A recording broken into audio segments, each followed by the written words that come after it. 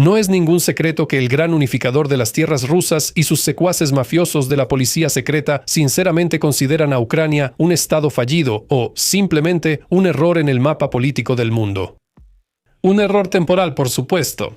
Con la élite del Kremlin están completamente de acuerdo los llamados Set patriotas, toda esa audiencia de millones, embrutecida por la propaganda y la pobreza sin fin. Pero ¿dónde está el truco? En su escandaloso artículo pseudohistórico, Putin afirma directamente que los rusos y los ucranianos son un solo pueblo. Entonces resulta un verdadero juego de palabras. Sale que todos estos años los rusos han estado peleando contra sí mismos. Entonces, ¿cómo se le explica semejante tontería al lumpenproletariado poco educado? Y no solo a él. Por eso, el video de hoy lo dedicaré exclusivamente a cómo exactamente explica la necesidad de la guerra el amo de toda Moscovia y sus fieles lacayos. Vamos a analizar todas las opciones que la propaganda rusa ha presentado en los últimos 4 años y, por supuesto, demostraré que son completamente insostenibles. Me llamo Semyon, del canal Megashutove. Voy a golpear deliberadamente los puntos más sensibles y dolorosos de los mentirosos alimentados por el Kremlin. ¿Vamos al grano?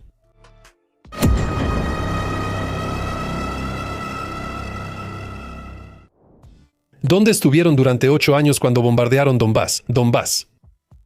De hecho, durante los últimos 4 años de la guerra ruso-ucraniana a gran escala, el régimen gobernante de Moscú y personalmente el zar Vladimir Tabrichevsky dieron muchas explicaciones de por qué se tomó la decisión de iniciar la llamada Operación Militar Especial.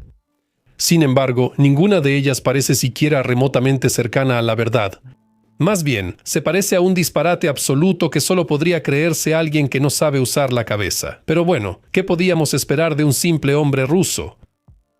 Entonces, la razón más mencionada para la invasión era que Rusia inició la operación especial para poner fin a la guerra de 8 años en Donbass y al sufrimiento de la población local de las regiones de Donetsk y Lugansk. Aquí realmente es difícil comentar algo debido a lo absurdamente obvio que es todo esto. Donbass es precisamente la región que más está sufriendo por la guerra a gran escala que comenzó el 24 de febrero de 2022. En consecuencia, el número de víctimas y la magnitud de la destrucción en los siguientes 4 años no se comparan en absoluto con lo que ocurrió del 2014 al 2022.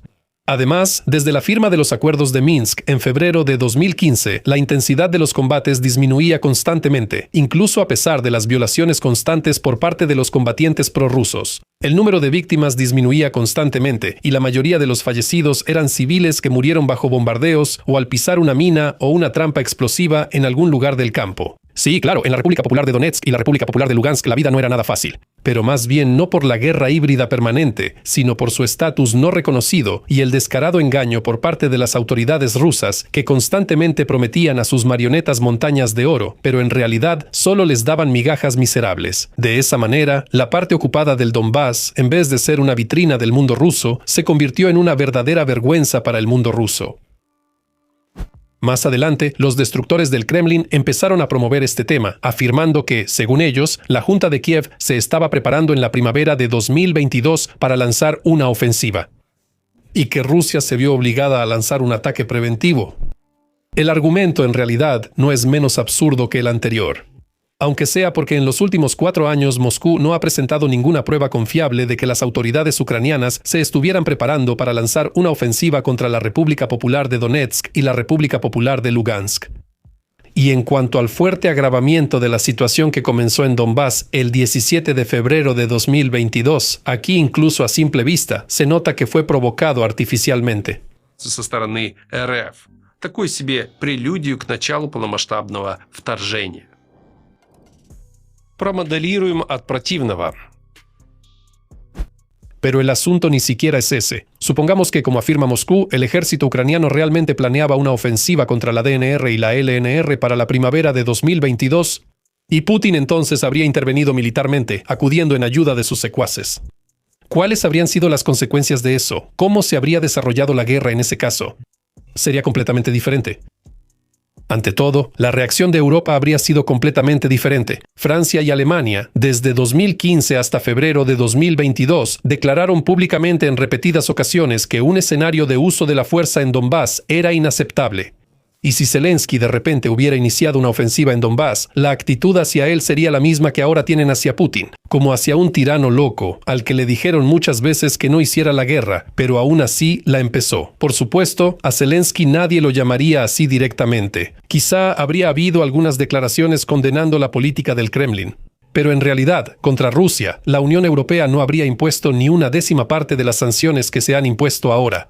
Quizá en Estados Unidos la actitud hacia lo que está sucediendo sería algo diferente, pero difícilmente el presidente Biden podría ignorar completamente la posición de los aliados europeos más importantes. Y seguramente nadie le habría suministrado a Ucrania armamento pesado ni municiones para ello. En cambio, Europa estaría exigiendo constantemente que Ucrania se sentara a la mesa de negociaciones. La reacción de Francia y Alemania sería más o menos la misma que tuvieron ante las acciones de Rusia en 2014.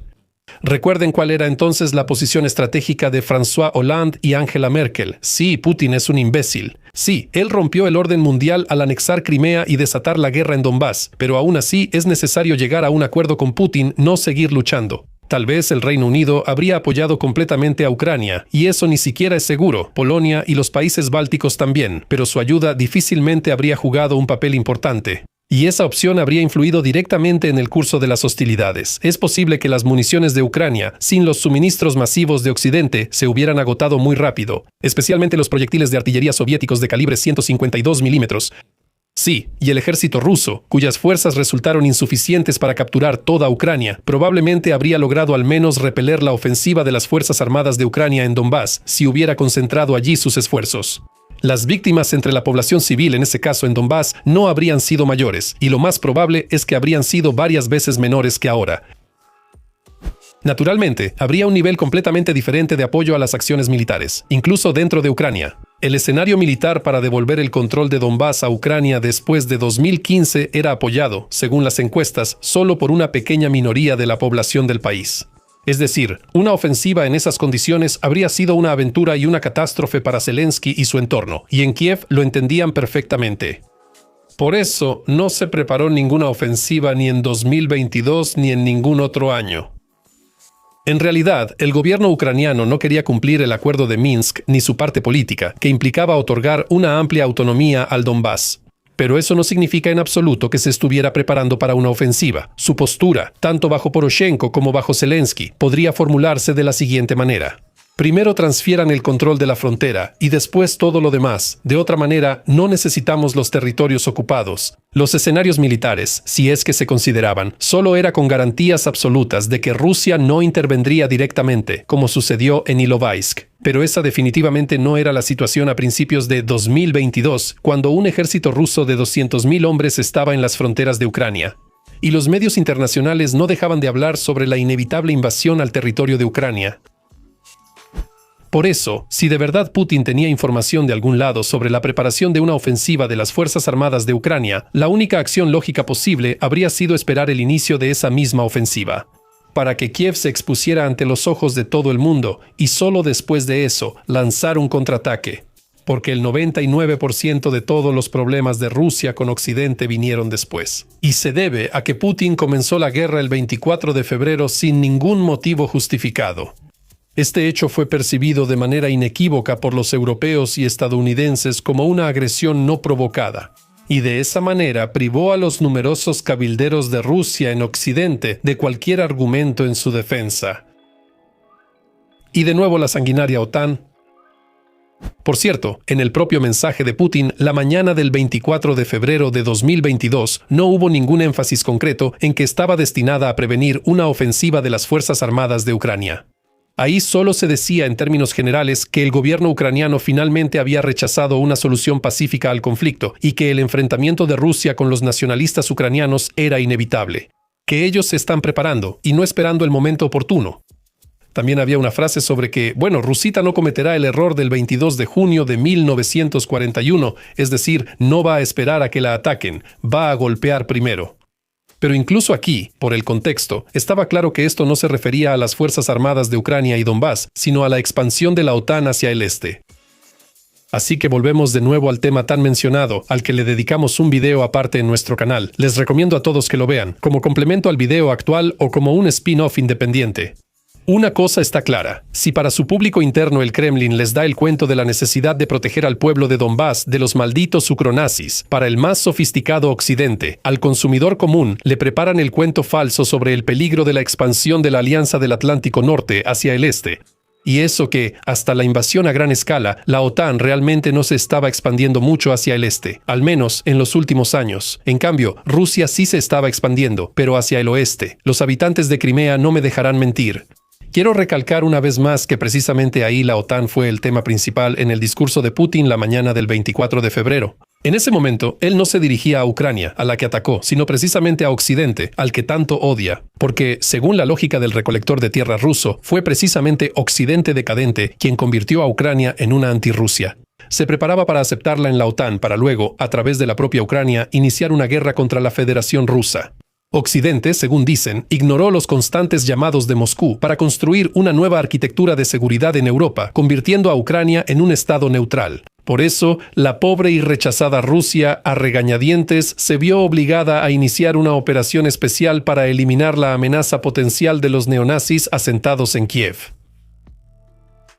¿Qué se puede decir aquí? Al menos que para principios de febrero de 2022 no existía una situación en la que Ucrania estuviera a punto de unirse a la OTAN. Al contrario, Occidente hacía todo lo posible para mostrar que no querían verla ahí. E incluso Boris Johnson, que tenía una postura radicalmente antirrusa, apenas un par de semanas antes de la invasión afirmaba abiertamente que Ucrania no se uniría a la OTAN en un futuro cercano. Y además, Biden nunca le prometió a Kiev una membresía plena. Pero eso ni siquiera es lo peor. La teoría completamente absurda de que la Alianza del Atlántico Norte se estaba preparando para atacar a Rusia no resistiría la prueba en la práctica durante la guerra actual. Si la OTAN realmente tuviera ese deseo, ahora sería el mejor momento para hacerlo realidad. Casi todo el ejército ruso está ocupado en Ucrania. Y la OTAN, de hecho, podría tomar Kaliningrado, San Petersburgo o Murmansk prácticamente con las manos vacías. Pero la OTAN no ataca a Rusia. Sí, la alianza suministra armas a Ucrania, pero no envía a sus propios soldados a luchar allí. ¿Y por qué? La razón es obvia, que Moscú tenga armas nucleares y la absoluta falta de deseo de empezar una tercera guerra mundial. Y aún más difícil es suponer que la OTAN quisiera atacar a la Federación Rusa en una situación en la que no hubiera una gran guerra en Ucrania. Las élites occidentales, naturalmente, incluso antes de la guerra no simpatizaban con el gobierno ruso, deseaban su cambio y estratégicamente tal vez querían debilitar en general a la Rusia de Putin como una amenaza potencial. Pero en su arsenal para lograr ese objetivo había todo tipo de medios: desestabilización de la situación interna del país, involucrar a Moscú en conflictos militares con terceros países, sanciones y otras cosas. Excepto un enfrentamiento directo de la OTAN con Rusia. Al menos, mientras la Federación Rusa tenga un poderoso arsenal de armas nucleares y portamisiles, ninguno de los cuales puede ser derribado por ninguna defensa antiaérea en el mundo. Борец за мировую справедливость. La siguiente versión puede clasificarse como intelectual. Los propagandistas casi nunca la mencionan porque es demasiado complicada para que la gente común la entienda. Pero esta versión le gusta personalmente a Putin, aunque no la menciona con frecuencia. La interpretación más famosa de esta versión fue el 30 de septiembre de 2022, cuando se anunció oficialmente la anexión de las regiones de Donetsk, Lugansk, Jersón y Zaporizhia. En ese momento, el zar ortodoxo, en el Salón de San Jorge del Kremlin, solemnemente soltó otra sarta de tonterías en la que culpó de todos los pecados al occidente colectivo. Según la mente enferma del Führer ruso, él atacó a Ucrania porque, y ahora atención, porque de esa manera está luchando contra el globalismo y el injusto orden internacional. Y la guerra en Ucrania es solo el comienzo de una especie de revolución mundial contra la hegemonía de Occidente y el llamado bloque de países ricos, mientras acusa a Estados Unidos de considerar al mundo entero como su patio trasero, donde pueden hacer lo que quieran. Por eso, la misión histórica del Estado ruso consiste en destruir esas mismas reglas escritas y no escritas de la política internacional que se formaron después del final de la Segunda Guerra Mundial. Como ejemplo, se pueden citar las palabras de Putin de ese mismo discurso del 30 de septiembre de 2022. Solo escuchamos de todos lados: Occidente defiende un orden basado en reglas. ¿De dónde salieron? ¿Quién ha visto esas reglas? ¿Quién las acordó? Escuchen, esto es simplemente una tontería. No hay más que puro engaño, dobles o incluso triples estándares. Está hecho solo para tontos. Rusia es una gran potencia milenaria, un estado-civilización, y no va a vivir según esas reglas manipuladas y falsas. ¿Qué se puede decir aquí? Realmente se puede acusar a Occidente de tener dobles estándares e hipocresía. Por ejemplo, Estados Unidos ha violado repetidamente las reglas del orden internacional cuando le ha convenido. Un ejemplo clásico es la invasión a Irak en 2003 realizada sin un mandato de la ONU y con fundamentos muy dudosos. Pero ¿de qué manera las acciones de Putin, quien provocó una masacre mucho más sangrienta en Ucrania que la de los estadounidenses en Irak, contribuyen a la construcción de un orden mundial más justo? ¿Y cómo contribuye eso a la transición de un mundo unipolar al tan elogiado mundo multipolar? Al contrario, la guerra llevó a la consolidación de Occidente global, Estados Unidos y Europa. Y los cálculos de los estrategas del Kremlin de que, en la búsqueda de recursos energéticos rusos baratos, Europa, y en primer lugar Alemania con Francia, se alejarán de la influencia de Estados Unidos y formarán con Rusia un centro alternativo de la política mundial. Ahora están definitivamente enterrados y no pueden ser reanimados.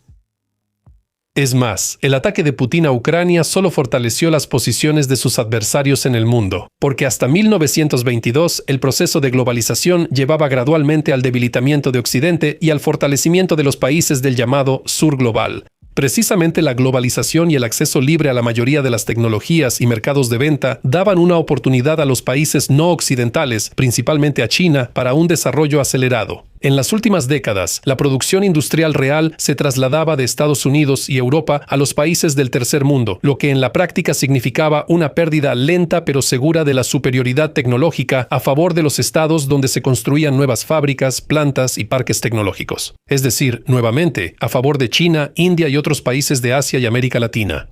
Además, el principal incentivo para su desarrollo era la disponibilidad de mano de obra muy barata, lo que les permitió inundar los mercados occidentales con sus productos. Nadie podía competir con los productos chinos. Por eso, no es de sorprender que por parte de Donald Trump y sus numerosos seguidores constantemente se escuchen llamados a poner fin a la globalización o al menos ponerla bajo control de Occidente. Y, por extraño que parezca, el ataque a Ucrania proporcionó el pretexto perfecto para iniciar este proceso. Hoy en día, a través de sanciones, la limitación de precios de los energéticos y el incentivo a las empresas para trasladar la producción de regreso a Estados Unidos y la Unión Europea. Basándose en consideraciones de seguridad y otras medidas restrictivas, Occidente intenta reconfigurar las reglas económicas mundiales en su propio beneficio.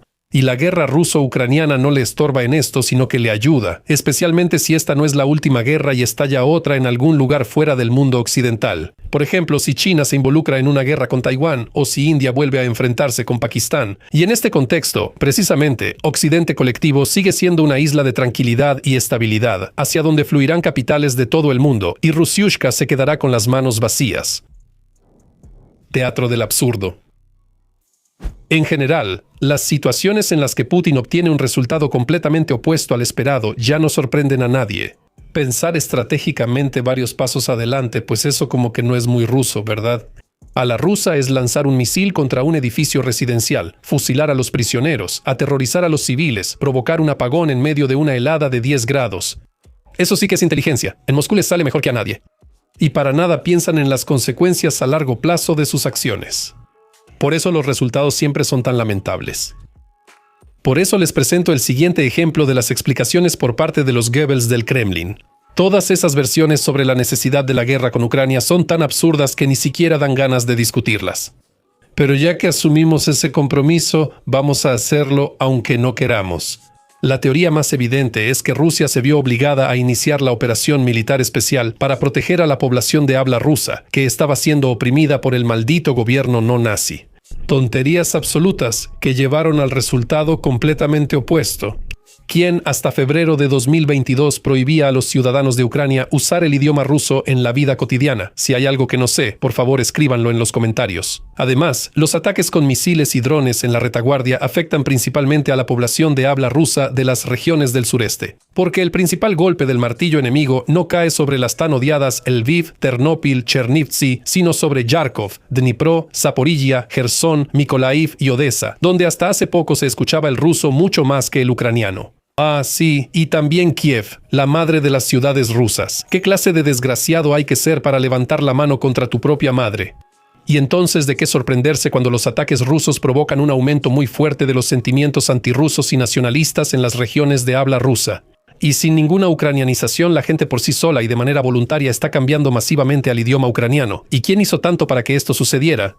Correcto, el que ahora está sentado en el búnker y sigue dando órdenes a todos de continuar bombardeando las ciudades ucranianas. Ahora la siguiente locura del Kremlin es la genocificación y en general el fuerte aumento de los sentimientos antirrusos dentro de la sociedad ucraniana. Vamos a aclarar esto aquí. ¿Existían fuerzas antirrusas en Ucrania a principios de 2022? Bueno, sí, claro que había, incluyendo fuerzas antirrusas muy radicales. ¿Y cómo podría ser de otra manera? ¿Cree que la anexión de Crimea y la guerra híbrida en Donbass dejaron indiferentes a los ciudadanos ucranianos?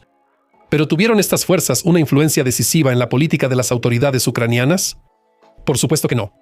Los resultados de las elecciones de 2014 y 2019 demuestran claramente que en Ucrania dominaban los partidos y figuras políticas de orientación liberal democrática proeuropea. La gran mayoría de los ucranianos prefería una democracia parlamentaria a una dictadura nacionalista efímera. Por eso, el nivel de apoyo a fuerzas tan claramente radicales como el sector derecho o el partido Svoboda siempre rondó unos pocos puntos porcentuales. Y la pregunta más importante, ¿representaban estas fuerzas antirrusas algún peligro real para el régimen de Putin o incluso para la existencia misma del Estado ruso? Es hasta gracioso discutirlo. Al menos, no existe ni existió una amenaza de ese tipo por la que valiera la pena iniciar una guerra por iniciativa propia. Sigamos adelante. La siguiente versión es realmente una locura. La acusación contra Ucrania de intentar crear armas nucleares y biológicas. Aquí la respuesta es sumamente simple. En la práctica internacional existe un procedimiento claro y comprensible cuando un país sospecha que otro está creando armas de destrucción masiva. Se recurre al OIEA.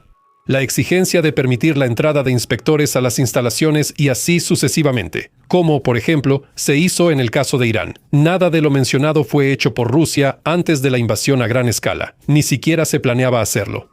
¿Y qué pasa cuando desde la tele propagandística llueven acusaciones de que en Ucrania se creó un arma biológica de última generación en laboratorios secretos, en forma de gansos de combate, mosquitos envenenados o murciélagos infectados? Para empezar, no estaría mal atrapar al menos a uno de esos mosquitos y mostrárselo a la comunidad internacional. Lo principal es asegurarse de que no se muera mientras lo transportan. Laboratorios de la región de Moscú en el edificio de la ONU en Nueva York. Es absurdo, simplemente absurdo. Goebbels simplemente fuma nerviosamente a un lado, y no es el único. Un poco de teorías de conspiración. No me gustan las teorías que claramente huelen a conspiración, pero en este caso hice una excepción a propósito, para tener el panorama completo. Además, algunas de ellas son sumamente curiosas, para no simplemente ignorarlas. Por supuesto, la versión principal es que, supuestamente, Putin ha perdido la capacidad de percibir adecuadamente lo que está sucediendo. Limitó al máximo su círculo social y decidió iniciar una guerra, movido exclusivamente por motivos personales, como cerrar un ciclo, pasar a la historia, convertirse en el nuevo Pedro el Grande. O simplemente vengarse porque me llaman lombriz. Sobre la salud psicológica del dictador moscovita se ha dicho y escrito mucho en los últimos años. Y si resumimos brevemente sus diagnósticos, Putin no está loco en el sentido clínico de la palabra. Sí, vive en un mundo inventado por él mismo. En una especie de burbuja informativa, en un búnker, en pocas palabras. Pero dentro de ese búnker actúa, de manera absolutamente racional, desde su propio punto de vista. Si en Kiev están los banderistas, entonces hay que reemplazarlos por personas normales como Medvedchuk. Si la población de Ucrania no quiere la liberación, entonces haremos todo para expulsarla o destruirla. Si los ucranianos resisten, entonces seguiremos acabando con ellos en el baño. Es la lógica típica de todos los dictadores. Y, por cierto, la locura de este tipo de ninguna manera libera de la responsabilidad por las decisiones y acciones tomadas, aunque lo dudo, que el caso de Vladimir Putin algún día llegue a un juicio real. Tal vez solo sea algo simbólico. Lo más probable es que le espere el destino de Adolf Aloisovich o de Soso Djugashvili. También los propagandistas suelen decir que Occidente empujó deliberadamente a Vladimir Putin a la guerra usando a Ucrania. Como ejemplos de esas provocaciones se menciona la plataforma de Crimea de 2021 y los ejercicios militares conjuntos con países de la OTAN y la retórica ofensiva hacia Vladimir Putin. Es decir, según esta versión, Occidente deliberadamente provocaba al oso en su guarida con un palo y animaba a Ucrania a hacer lo mismo. Aquí cabe decir que la amenaza real de todas esas provocaciones para el oso ruso Era tan grande como la de un leve temblor en uno de los planetas de la constelación Alpha Centauri, es decir, ninguna. Y definitivamente no daban motivo para una respuesta militar. Se podría hablar de una verdadera provocación a Rusia si Ucrania hubiera iniciado una ofensiva en Donbass o en Crimea. Pero eso no ocurrió. Por cierto, es bastante común escuchar la afirmación de que Occidente podría haber evitado la guerra, sobre cuya amenaza estaba bien informado. Si hubiera aceptado las exigencias del ultimátum de Putin sobre la creación de un nuevo sistema de seguridad europea, con la prohibición de que Ucrania se uniera a la OTAN, y en general sobre la expansión de la alianza hacia el este, pero Occidente no quiso hacerlo. Así, según esta versión, provocó a Rusia para que iniciara la guerra. Ya hemos hablado sobre el factor de la OTAN y sobre qué tan amenazante era realmente para Rusia. Ahora quiero señalar que, precisamente por la reacción de Estados Unidos al ultimátum de la Federación Rusa, Moscú podría haber llegado a una conclusión, que Washington no percibe la guerra en Ucrania como una amenaza para sí mismo, por lo que no ve necesario hacer concesiones o compromisos con Putin para evitarla, sino más bien como una oportunidad única para debilitar al máximo a Rusia, pero sin involucrarse directamente en una guerra con ella. Y si las autoridades rusas hubieran llegado a esa conclusión, eso por sí solo habría sido un argumento para no iniciar ninguna guerra y dejar todo como está, para no caer uno mismo en la trampa. Y esta teoría me parece la más interesante de todas, y para nada absurda. Supuestamente, en el círculo cercano de Putin existía una verdadera conspiración, con el objetivo de incitarlo a iniciar la guerra mediante la entrega al Kremlin de información completamente errónea sobre el potencial de las Fuerzas Armadas de Ucrania y la disposición de Ucrania para resistir. Al mismo tiempo, se mencionan diferentes motivos de los conspiradores, desde trabajar para los servicios de inteligencia occidentales hasta el deseo de ocupar ellos mismos el lugar del jefe del Kremlin. Por supuesto, de inmediato surge la pregunta: ¿y cómo es que un exteniente coronel de la KGB permitió la existencia de una conspiración en su contra, siendo tan bueno y querido? ¿Acaso no le enseñaron eso en la escuela superior de la KGB? Siempre sospechar de su entorno en todo momento. Sospechar de una posible traición para cortar el mal de raíz. Sospechoso, como Stalin. En el 37 destrozó a todos los que pudo, solo para deshacerse de la molesta idea de que alguien quería derrocarlo. Es extraño entonces, ¿por qué el Führer en nuestra época no siguió ese camino? Ahí podríamos haber terminado, pero algunos hechos indican que la lucha de las llamadas torres del Kremlin todavía existe. De esto da testimonio al menos el famoso casi motín de Prigozhin, que en realidad no habría ocurrido si no hubiera tenido protección en las más altas esferas. Y sobre el hecho de que en el entorno del zar envejecido hay boyardos más jóvenes y audaces que desean ocupar el trono, eso ni siquiera hace falta demostrarlo. Más aún cuando el zar lleva gobernando ya un cuarto de siglo y todos están bastante hartos de él. Ya quieren tener la oportunidad de gobernar ellos mismos. Creo que este tema tan prometedor se puede analizar en un video aparte. Что остается в сухом остатке? Si seguimos el método de Sherlock Holmes y descartamos todas las opciones imposibles, solo queda una: imperialista y de conquista. Así lo llama el propio Putin, la guerra por las tierras de la Rusia histórica. Es decir, la expansión del antiguo Moscú a través de la conquista de territorios vecinos, seguida de la expulsión o esclavización de la población local. Así actuaron todos los grandes príncipes de Moscú, zares, emperadores y secretarios generales de toda Rusia, y ahora también el presidente se ha sumado. Es algo banal, pero no quedan otras opciones. Y lo más importante, hasta febrero de 2022, Putin planeaba conservar Ucrania, o al menos la mayor parte de ella, como un cuasi-estado títere, con todos los signos formales de soberanía y con personajes como Medvedchuk y Murayev a la cabeza, algo así como una gran Bielorrusia, pero ahora ha ido mucho más lejos y busca destruir completamente la estatalidad ucraniana, con la posterior eliminación de la identidad ucraniana, a través de represiones, deportaciones y asimilación. Eso Rusia lo sabe hacer muy bien. Si no lo creen, presten atención a lo que pasó con los territorios ocupados. Moscú pudo haber creado su propia Ucrania correcta sobre esa base, pero no. Eligió un camino completamente diferente, el camino de las anexiones directas, e incorporó las regiones capturadas a su territorio como entidades federativas. Ya no hay más marionetas ni acuerdos con las élites prorrusas, solo gobierno directo y la supresión de cualquier desviación del curso general del partido. Y por último, Putin cree sinceramente que Ucrania fue creada por Lenin. Entonces, su tarea histórica es corregir ese error histórico, no permitir que exista ni siquiera un simulacro de Ucrania. Y entonces habrá la región de Dnipropetrovsk de la Federación Rusa, la región de Vinnytsia de la Federación Rusa, la región de Leópolis de la Federación Rusa, y así sucesivamente. Eso hay que recordarlo bien. Putin nunca volverá a permitir el error de los bolcheviques. Por eso, usen solo fuentes de información verificadas, no caigan en trucos propagandísticos y suscríbanse a nuestro canal. Un enorme agradecimiento a todos los patrocinadores del canal por su apoyo. Y a todos los espectadores por ver el video completo. Hasta luego a todos.